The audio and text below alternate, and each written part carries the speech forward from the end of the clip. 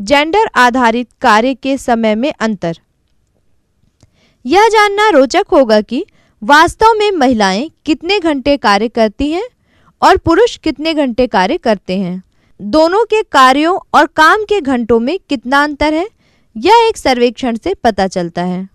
आप अपने परिवार या आसपास रहने वाले परिवारों में भी महिलाओं व पुरुषों द्वारा दैनिक किए जाने वाले कार्यों एवं काम के घंटों के बारे में जानकारी प्राप्त करें एवं समूह में चर्चा करें।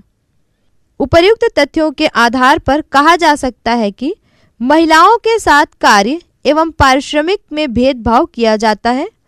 इस संबंध में शासन स्तर पर समान वेतन संबंधी कानून बनाए गए हैं, फिर भी यह हक महिलाओं को अशासकीय क्षेत्र में नहीं मिलता। कृषि क्षेत्र में उन्हें न तो समान मजदूरी दी जाती है और न ही कृषक समझा जाता है। असंगठित क्षेत्र में महिलाओं को पुरुषों की तुलना में लगभग 60% पारिश्रमिक ही दिया जाता है। इन बातों से यह स्पष्ट है कि श्रम रोजगार एवं पारिश्रमिक के क्षेत्र में महिलाओं के प्रति काफी भेदभाव और असमानता है। श्यामलाल के परिवार की तरह ऐसे न जाने कितनी ही कहानियां हैं जिनमें लड़कियां अशिक्षित रह जाती हैं। चूंकि परिवार में सारे निर्णय सिर्फ पुरुष लेते हैं, इस तरह महिलाओं का शोषण होते रहता है। श्यामलाल ने जिस तरह के विचार व्यक्त किए और अपनी पत्नी रामवती को काम पर जाने से रोका, इस तरह के विचारों वाले लोग हमारे समाज में अधिक संख्या में हैं। ऐसे लोग पुराने समय से चले आ रहे रीति रिवाजों तथा आदतों की वजह से ऐसा मानते हैं कि घर में या घर से बाहर निर्णय लेने का अधिकार केवल पुरुषों का ही होना चाहिए तथा महिलाओं को उनकी बातों को मानकर बिना कोई प्रश्न किए निर्णयों को स्वीकार करना चाहिए। क्या आपने सोचा है कि जिन रीति रिवाजों को लोग मानते आ रहे हैं उन्हें किसने बनाया? पुराने रीति रिवाजों से पुरुषों का वर्चस्व कैसे बढ़ता है? महिलाएं ऐसे रीति रिवाजों को क्यों नहीं तोड़ पाती? रूढ़ियों को तोड़ने का प्रयास। पूरी दुनिया के साथ साथ भारत में भी 19वीं शताब्दी के प्रारंभ से कई समाज सुधारकों जैसे राजा राम मोहन राय, ईश्वरचंद विद्यासागर व ज्योतिबा फूले आदि ने महिलाओं की सामाजिक स्थिति में सुधार के लिए पुराने विचारों तथा रूढ़ियों का विरोध शुरू किया। उदाहरण के लिए राजा राम मोहन राय ने सभी के लिए आधुनिक शिक्षा प्रदान करने के साथ साथ सती प्रथा को रोकने के लिए कानून बनाने की बात की। ईश्वरचंद विद्यासागर ने भी विशेष रूप से विधवा पुनर्विवाह, विवाह के बाद लड़कियों को ससुराल भेजने के लिए न्यूनतम उम्र तथा लड़कियों की शिक्षा के लिए प्रयास किए।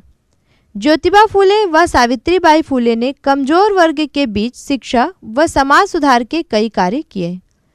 सावित्रीबाई फूले 1831 से 1897।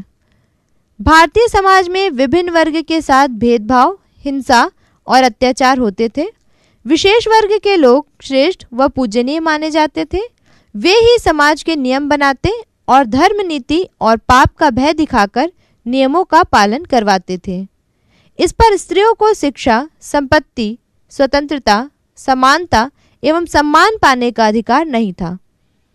स्त्री शिक्षा के प्रति आम धारणा थी कि यदि वे पढ़ लेंगी तो विधवा हो जाएंगी। सावित्रीबाई फुले का मानना था कि सही शिक्षा से ही स्त्रियों को सामाजिक रूढ़ियों से मुक्ति मिल सकती है। उन्होंने शिक्षा को अपना अस्त्र बनाया। सावित्रीबाई ने तय किया कि शिक्षा के सहारे ही लोगों के मन मस्तिष्क में बदलाव लाया जा सकता है एवं वैज्ञानिक सोच पैदा की जा सकती है।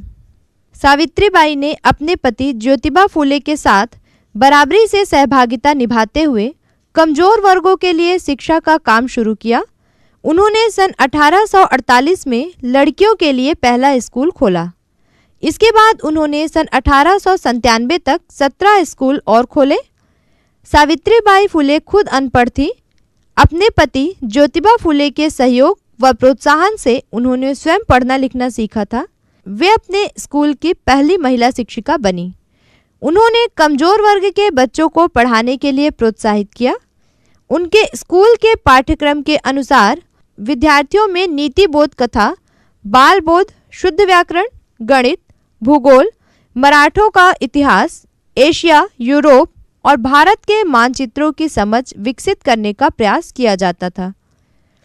फूले दंपत्ति को विशेष वर्ग के लोगों द्वारा घोर विरोध का सामना करना पड़ा था।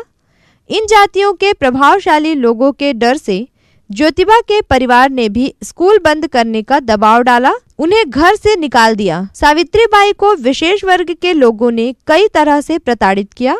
उनके स्कूल के मुख्य द्वार और स्कूल के आंगन में गंदगी फैला दी जाती थी। लोग उन्हें रास्ता चलते भला बुरा कहते थे। उन्होंने इन सब बाधाओं और प्रताड़नाओं का शांति और दिलेरी से सम्मान किया। वे अपने रास्ते से बिल्कुल नहीं डगमगाई और लगातार अपना काम करती रहीं। सावित्रीबाई व ज्योतिबा फुले नाटकों, गीतों, कविताओं जैसी ललित कलाओं द्वारा कई गतिविधियां करवाते थे। इन गतिविधियों का मुख्य उद्देश्य बच्चों में समाज सुधार और आगे बढ़ने की चेतना का विकास करना था। सावित्रीबाई एक कवित्री भी थी। उनकी कविताओं में समाज के शोषित लोगों के प्रति अपार सहानुभूति थी। उनका काव्य संग्रह काव्य फुले बहुत महत्वपूर्ण है। ऐसा माना जाता है कि मराठी साहित्य में नवजागरण आंदोलन का प्रारंभ इसी पुस्तक द्वारा हुआ। वे भारत की शुरुआती महिला समाज सुधारकों में से एक थी। यह प्रयास इसलिए भी महत्वपूर्ण था क्योंकि उनके इन प्रयासों ने शोषित महिलाओं को अपने अधिकारों के लिए संघर्ष का रास्ता दिखाया था।